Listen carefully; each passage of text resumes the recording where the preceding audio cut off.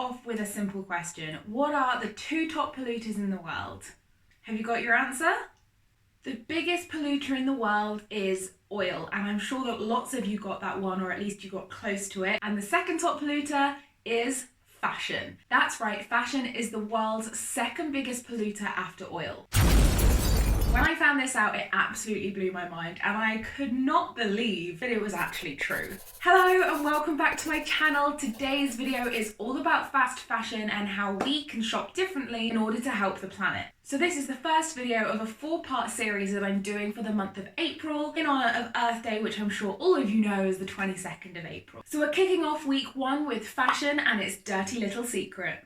So what is the definition of fast fashion? Fast fashion is defined as an approach to the design, creation, and marketing of clothing fashions that emphasize making fashion trends quickly and cheaply available to customers. The 2 main words we're going to focus on here is quickly and cheaply, because not only do they have to grow the crop faster than it's supposed to grow in the first place, but they also have to keep their costs ridiculously low to keep up with the fast fashion market, and so that the stores can have competitive prices for their neighbours. Some of the really common fast fashion users are Zara, H&M, Forever 21, Mango, Primark, and Other Stories, Urban Outfitters, Topshop and Topman, Gap, COS, and Next. And there are so many more, that is just to name a few. So today in this video, we're going to be focusing on the 4 main problems that come with fast fashion, and they mainly revolve around cotton production, which I'm going to talk about in just a second. But the 4 areas we're going to be discussing today are water consumption, CO2 emissions, waste on landfills, and harmful chemicals. So I'm going to kick off by talking about cotton, because there was a lot about cotton that I had no idea about. There are 2 types of cotton. There is organic cotton and there is synthetic cotton. Around 22.7 million tons of cotton is made every single year, and of that cotton only 1% is organically grown cotton. So what is organically grown cotton? Organically grown cotton is when they don't use pesticides or harmful chemicals in the growing process, they don't speed it up with other chemicals, and often the labour that follows is ethical and meets standard guidelines and practice. Synthetic cotton, on the other hand, uses an array of pesticides and chemicals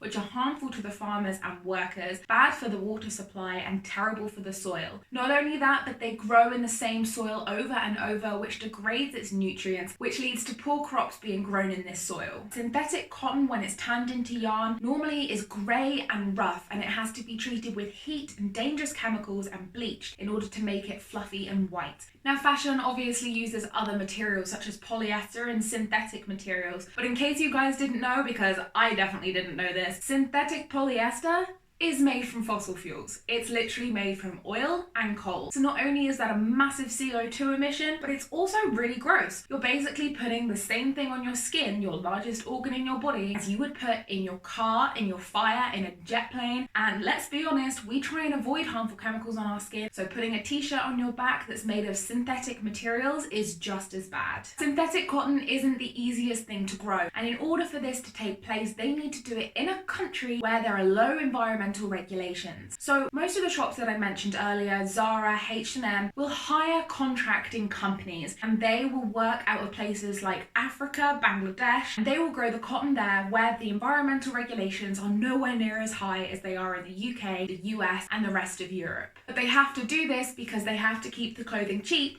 in order to keep up with the consumerist lifestyle that we've all adopted. Now, originally I did think to myself that this was the people who were doing it, but it's not. What the shops are actually doing is they're rolling out new fashions every single week, putting new clothes and new styles out on the shelf. And what this means is the clothes that you bought 2 weeks ago go out of fashion very quickly. So people who are trying to keep up with the latest trends and the latest fashions end up buying clothes on a ridiculously regular basis in order to keep up with styles, as opposed to being happy with what they have already. So the first category I want to kick off with you guys is CO2 emissions. Fast fashion is responsible for 1.2 billion tons of CO2 emissions every single year, making it the second worst polluter out of all of the industries. The fact that the fashion industry is releasing this kind of pollution is astronomical, and it's because we're outsourcing the problems to other countries, which means that they then have to be transported back on ships, planes, trains, and cars in order to make it in store for us to pick up. Not only that, but the type of toxic gases that come off the chemicals that they're using also put a huge impact on the environment and are terrible for our air and soil quality. Fast fashion is responsible for 10% of the world's pollution yearly, and 60% of today's clothes on the shelves are made from fossil fuels as opposed to naturally grown products. So I think for me, what really worried me about this was the fact that when I thought of cotton, I thought white, fluffy, natural, good for you. And I had no idea that synthetic cotton was actually a big, fat-faced lie. And the way that they go about it is disgusting. You might think that people such as Zara, H&M, Topshop, Topman might have to be held responsible for what they're actually doing, but they're very clever. You see, what they do is they hire clients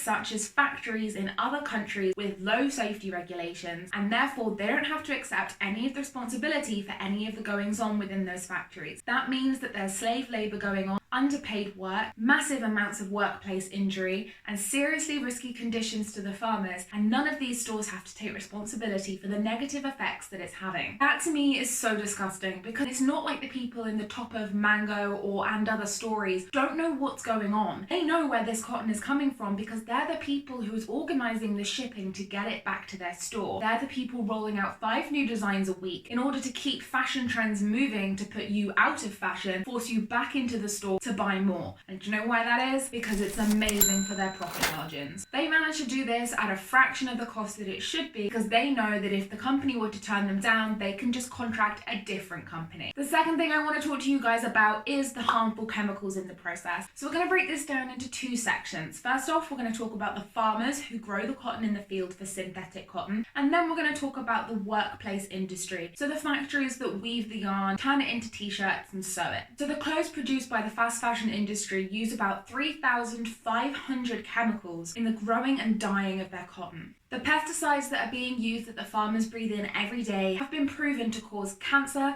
mental health disabilities, and physical health disabilities. And not only that, because of their lingering effects, they also sometimes leach to their clothes, and then they can pass it on to their loved ones and their family members when they come home. And most of the farmers are in such debt to the companies who own the cotton farms that they can't afford medical care. So not only do they have to watch themselves die, but they literally have to stand back and watch their children, wives, and loved ones suffer because of the job that they're doing to try and put food on the table. Now, once the cotton has been harvested, it's sent off to a factory where it is turned into whatever clothes that the shop has ordered. Now, like I mentioned earlier, the yarn that comes from synthetic fibers and synthetic cotton is grey and rough, and that obviously is not something that they can work with. So what they do is they bleach it to try and turn it into a paler colour, and then they use high heat and chemicals in order to make it fluffy, soft, and white. After it's been bleached and treated with heat, it goes off to be dyed into whatever colour the shop has ordered these garments in. The harmful chemicals in the dye include lead,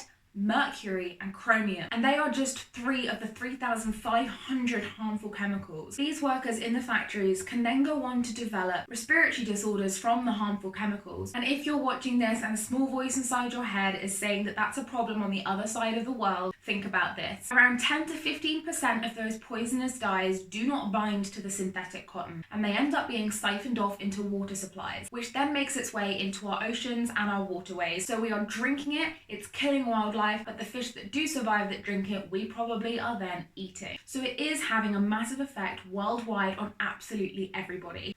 Also, the poor farmers in the local areas that use their local water supply to water their crop often lead to having really poor outputs for whatever they're trying to harvest, because there's so many toxic and harmful chemicals in that water supply, and they often don't have another option. Moving on from harmful chemicals, we're now going to talk about water consumption. Cotton is a ridiculously thirsty plant to grow. The amount of water that it takes to make enough cotton to make a t-shirt is 2,700 litres. That's enough to fill 30 bathtubs full. Now think about that. A single t-shirt, the t-shirt you're wearing right now, took over 30 bathtubs of water just to grow the cotton. We're not talking about the water to dye it, we're not talking about the water to treat it, we're just talking about growing the actual synthetic cotton. And this is having drastic effects for the environment. In 2015, fast fashion used 80 billion cubic meters of water, and they're getting this water from other reserves. So for example, the Aral Sea is shrinking due to the local cotton production. The companies who are producing the cotton have siphoned off areas of the Aral Sea and redirected it to the farms so that they can water their cotton. And now what used to be a massive sea is now dried up. Instead of fish swimming on this seabed, there are now camels walking on it, and it is basically a desert land. If this happened down the road from us, I cannot imagine the effects it would have. I personally live near the sea, and if we decided to siphon off water for cotton production for other countries and my beloved seaside started to disappear, there would be absolute outrage. It would be a worldwide disaster, and it would be all over the national news. And that is because we are not living in a third world country. Just because these things are happening in third world countries doesn't mean they're not important, and it definitely doesn't mean that we shouldn't do anything about it. The average hoodie takes the equivalency of 24 years worth of drinking water for one person. That is a hoodie of one colour, and that is absolutely insane. If you think about all of the people who don't have enough drinking water, and then you look at the hoodie on your back and realise that if it's made of cotton, it took 24 years worth of drinking water from somebody else. Finally, in the 4 main points, we're going to talk about landfills and waste.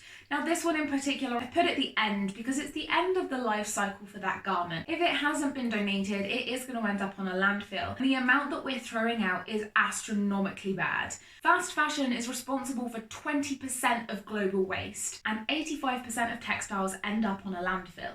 This then will not decay, and the harmful chemicals that went into it to make it in the first place will leak back into the soil, degrading it and leading to poor soil quality. Not only that, but I read an article recently that when shops such as H&M do not sell their stock and it's now out of fashion, instead of donating the clothes, they incinerate them because, quote, it's bad for their image.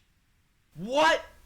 So they're the 4 main points that I wanted to talk to you about today, but I am just going to say one more thing. I'm going to put this part in just because I want to look at it in a way that's not just about the environment, but about the people, the lives that have been lost and the injuries that have occurred. There is so much more information I wish I could include in this video, but other than turning this into like a 45-minute documentary where you all fall asleep, I literally cannot think of another way. So let's move on to my final point where you should not be buying fast fashion. Now, like I said earlier, in order for fast fashion to work for shops, they need to be selling their things at really low prices. You can buy t-shirts, skirts, dresses for £10, £20, which if you think about all the effort that goes into it, is a really low number. So in order for the factories to keep their cost low, they pay their workers approximately $33 per month, which is well below living wage. And also you have to think about all of the things that they're putting themselves into. The harmful chemicals, the horrible work hours. Work hours that they work are inhumane. They often finish at 3 a.m. in the morning and start again at 7:30 that same day, giving them less than 5 hours to rest. Not only that, but because they've got a budget to stick to and financial targets to hit, they very rarely use their money in order to keep up with maintenance within the factory. And like I mentioned earlier, they often outsource to where the environmental and safety guidelines are extremely low. In 2013, a Bangladesh factory collapsed due to lack of maintenance, and it killed 1,134 people. Also, 2,500 people got away with non-fatal injuries, and just because they were non-fatal doesn't mean they weren't life-changing. People lost multiple limbs in this collapse, and it was all due to the insane ask of shops such as Topshop and Urban Outfitters that led those companies to not have enough money to look after their factories.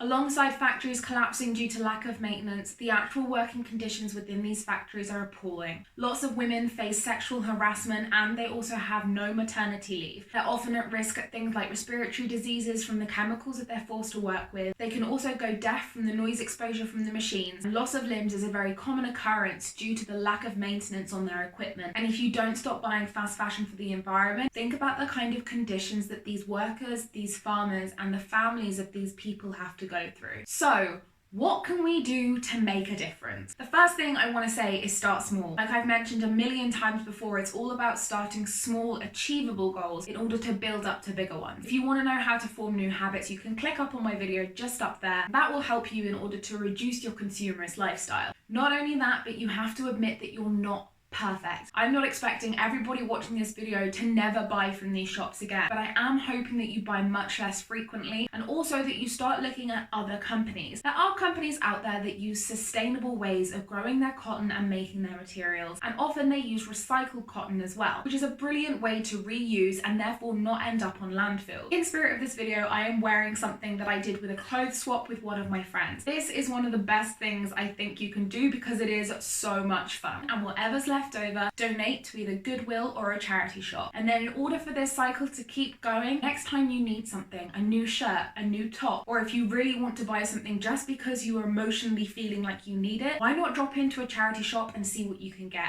So much of my wardrobe are hand-me-downs, or as my family like to call it, pre-loved. And so many of my clothes are also from charity shops. It saves you an unbelievable amount of money. And not only that, but you know that you're not causing some poor person to be exposed to unhumane work conditions in order to make you a t-shirt. Thank you so much for tuning in with me in this video. I know it was unbelievably heavy and not a very chirpy video. This is my first video for April and there will be more. None of them, I would like to say to you, are this dreary, drab and depressing. This is definitely the worst one. If you like this video, please make sure to give it a thumbs up and also make sure to jump onto that subscribe button. If you need any advice, jump on over to Instagram and message me on there. I am more than happy to help you guys out. Any tips you have that you want me to go on my profile and share. Have an amazing rest of your week. I will see you next Wednesday and thank you for sticking this video out. Bye!